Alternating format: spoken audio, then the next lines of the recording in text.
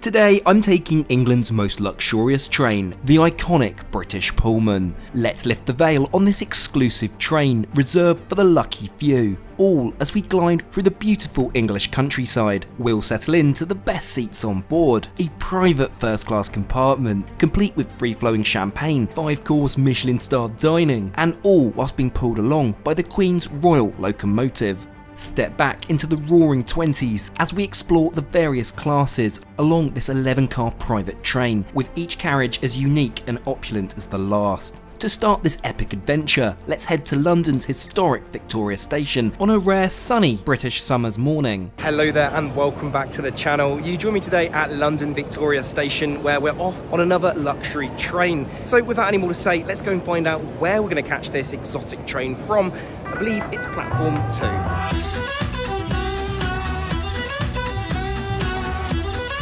I believe I've found it. Got to follow the music, right? Of course there's a welcome party. This is no ordinary train. Belmond offer a private lounge adjacent to platform 2. There's space to kick back in and sip some champagne, all whilst you wait in anticipation for your opulent journey to begin. Today, however, we don't have to wait long, and after having our tickets checked, we're through onto the platform. Here we're met with the Class 67, the Queen's Messenger. This is one of 2 locomotives which pull the royal train. I've been informed that we're in coach Xena today. I have actually got a little bit of research to do behind each of the carriages that we're going to be trying out today. So as alluded to, there's a lot to see on this train. Each of the 11 carriages are unique and boast a diverse history, from carrying the Queen to being part of Churchill's funeral train. Now that's an eclectic mix. So we're in Xena, built in 1928 and serving as a first-class transfer car to the transatlantic ocean liners. It even carried the French President Vincent Auriol during his state visit in 1950. Now for our private room. There are 2 of these in each carriage. I'll explain exactly how much this cost in just a minute. Wow. This is well, strangely, it feels like I'm back on the Orient Express, with a bit of a twist, mind you. Whilst I get myself settled, I think it's probably time to introduce my companion today. Ah yes, please welcome my lovely girlfriend Millie back to the channel. We immediately get stuck into the strawberry wine served in these little teacups, which I initially thought was fruit tea, and I got quite the surprise. With departure just a matter of minutes away, let's switch it up with a delicious glass of champagne. And the bubbles of choice are Veuve Clicquot, just like on the Orient Express. As we sip away, all of a sudden the train lurches forwards, and much to our delight, we're off on our luxury adventure. So where are we going? Well, the first leg of our trip will take us a couple of hours over to the seaside on the east coast of England. As we trundle out of London, passing landmarks like the Battersea Power Station, the River Thames, and gorging on canapes, let's take a look around this compartment of ours. Xena has capacity for 24 passengers, with compartments located at the front and the rear. These have space for up to 4 guests, with comfy armchairs, which in our case, as there's only 2 of us, provides an additional seat for Millie's bag. You do get some overhead storage though as well, however it's suggested you check larger bags with your attendant. There's even a door for elevated privacy, however not practical during lunch service. Everywhere you look, the attention to detail is impeccable, with intricate polished woodwork and brass. Even the emergency pull cord features gold lettering. The windows open too at the top, providing much needed ventilation on a warm day like today. Millie and I were just saying, you trick yourself into this 1920s bubble, only to be pushed back into reality with the passing of the 11:30 Crawley Express. Okay, I'm not sure about you, but I'm starved. Let's take a look at what's on this 5-course menu this afternoon. Whilst it's a set menu, you can let Belmond know ahead of time of your dietary requirements and they'll adapt accordingly. Our table is set beautifully with silverware and crockery designed especially for this train. Those salt and pepper shakers certainly give the virgin upper class ones a run for their money. So you're probably wondering what exactly the route is today, and this route that we're on today is a total of, let's see, total of 170 miles through the British countryside. Of course, this isn't the only route this train goes on. In fact, in ordinary times, when the Dover-Calais delays are resolved, this train runs the British leg of the Orient Express. Yes, the Eurostar I took a couple of weeks back is not the norm. To our excitement, our appetizer is now served. English heritage baby beetroot with caramelised white onion and ricotta. Now, to be totally honest, beetroot would not be my first choice, however I found this dish to be delicious, fresh and light.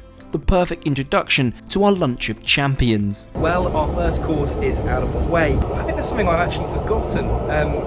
Your blazer looks a bit empty. It does, doesn't it? Well, you'll be relieved to know that despite the strict dress code, NASA will still be represented today. Let's head over to the beautifully mosaicked bathroom. There are 2 of these in each carriage, designed quite differently, featuring a unique mosaic at your feet.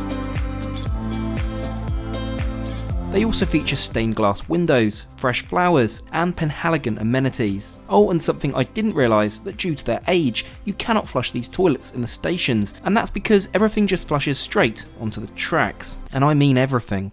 Okay, let's get those hands washed and sort my NASA situation out. Much better. Now to head back for our next course, soup.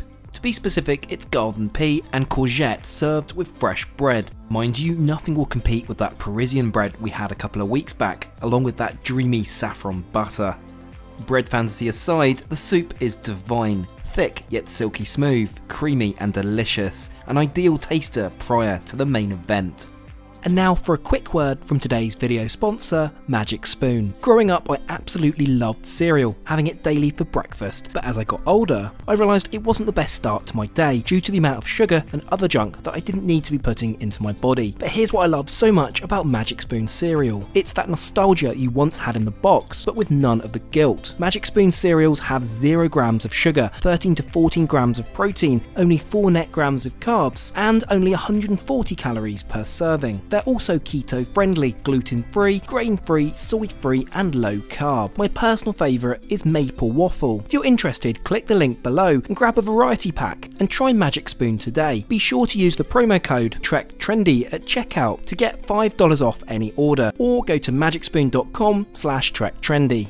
And Magic Spoon is so confident in their product, it's backed with a 100% happiness guarantee. So if you don't like it for any reason, they'll refund your money, no questions asked. So click the link down below and use the code TrekTrendy for $5 off, or go to magicspoon.com/TrekTrendy to save $5 today. With our soup now all but a memory, we're both excited for the main event. We've arrived into Ashford International Station and we appear to be stopped here for a short while. I'm going to take this opportunity to explore the source of this incredible food. Bear in mind, everything is cooked freshly on board, and I'm inquisitive as to where this is coming from. I don't have to search far. Just a couple of cars down, the kitchen is in full swing, plating up our main course. I still find it quite the feat to cook in such a space. I guess I'll make haste now we're back on the move to see what it's like. Well, Millie, dinner is here. Excited? Yeah. Yeah? Some lamb, that is one of your favourites, isn't it? Looks so yummy. Right, well, we'll have the full Millie review. Let me know what you think. Thrilled to find one of our favourites for Maine, the fillet of Welsh lamb, and it's presented beautifully with potato, torched baby gem and cauliflower puree. Well, does it taste as good as it looks? I have to say, that's among the very best lamb dishes I've ever had, aside of course from Millie's mum Helen's Easter special. She is very topical. Field full of lambs over there.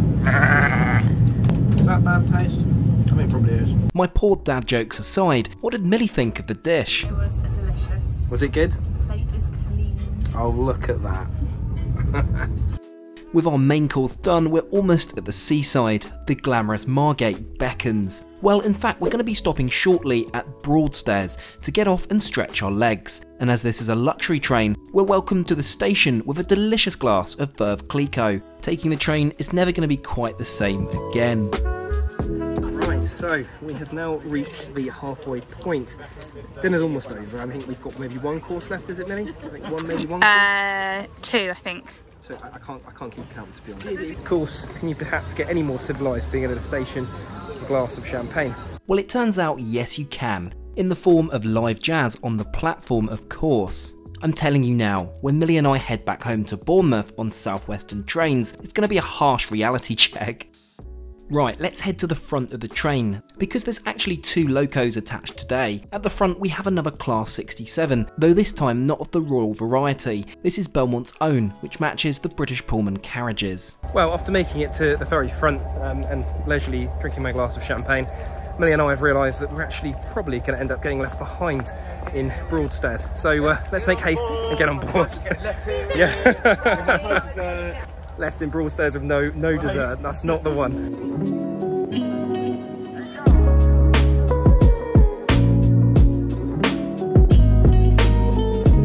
So of course you'll be intrigued to see around the rest of the train, and actually today one of the carriages is completely empty, so it gives us the chance to see exactly what it's like with no one in, and also obviously respecting other people's privacy. So this is Lucille.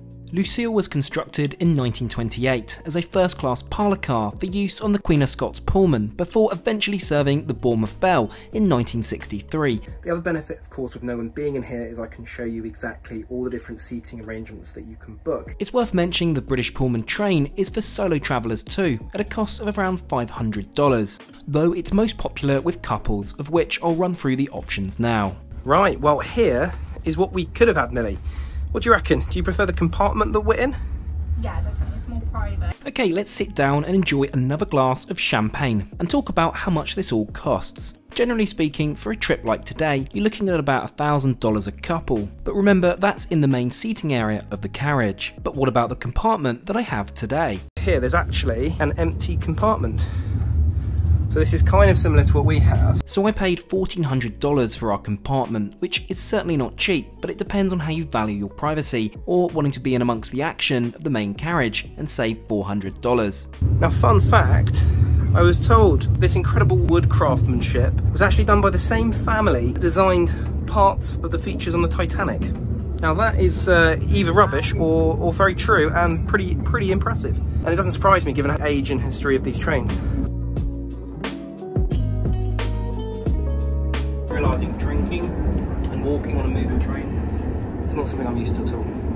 Quite the profound statement there. Anyway, let's head back through the train. We still have another 2 courses to devour. Of course, the other carriages are pretty busy, so I'll be careful to limit the amount of filming as to not ruin the other passengers' experience. But here's a rough idea of what they look like. As you can see, there's quite a variety of styles throughout the train. It's also worth noting we got assigned Xena by random. I believe though you can call Belmont to specify your carriage preference. Millie, what's just happened? We're lost and found. So yeah, I think we concerned everyone a little bit because we got on at the other side of the train. It meant that of course everyone else had gone back to their seats and we hadn't. So it's like, were we left behind? Panic over, it's time for cheese. Do you think you have enough room for yet more food?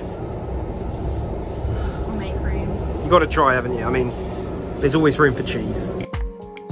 And room we made. The seasonal cheese selection consisted of Brie, Stilton and Red Leicester, which all tasted fantastic. As we'd been absent, our dessert came over almost immediately. The rhubarb and custard, of course. I have to say this was a struggle due to the amount we'd eaten today, but we both made a solid effort. At this point, I believe the driver has decided to step on it. Perfect timing now that we have hot coffee being served. With no top bunk for you to laugh at me today, how about this one for the struggles? I do not know if I have it in me to not spill this. Oh Christ. Oh God. This is a challenge. How am I going to do this, Millie? You can do it. We're literally hooning it back to London. I'm struggling to film. Oh my God. Oh my God. Ah! How you didn't burn yourself? Thankfully, we do appear to have slowed down a tad, allowing me to enjoy the rest of my coffee at leisure and not down my shirt. As promised earlier, I wanted to show you one of the other bathrooms. One carriage along, Vera I believe, you'll see quite the different look, with this beautiful emerald stained glass window and mosaic artwork. Truly an excuse itself to go to the bathroom. So I go to the bathroom, I come back and Millie appears to have a purchase. What have you got here, Millie? Oh my goodness, look at this. What's he called? He's not Track the Bear, is he? Yeah, we can call him Track. There is something else that our very kind steward today has given to me as a gift, and I absolutely love it. Check it out. A little British Pullman badge, which I feel could probably sit next to the NASA for future trips. What do we reckon?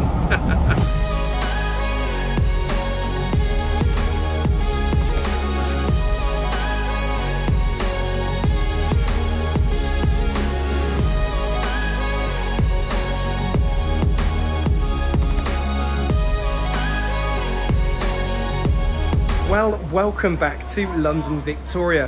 What an incredible afternoon out. Have you enjoyed yourself, Millie? I have indeed. Oh, I think we've had a good time. Well, thanks so much for joining us, and we'll see you all again next week.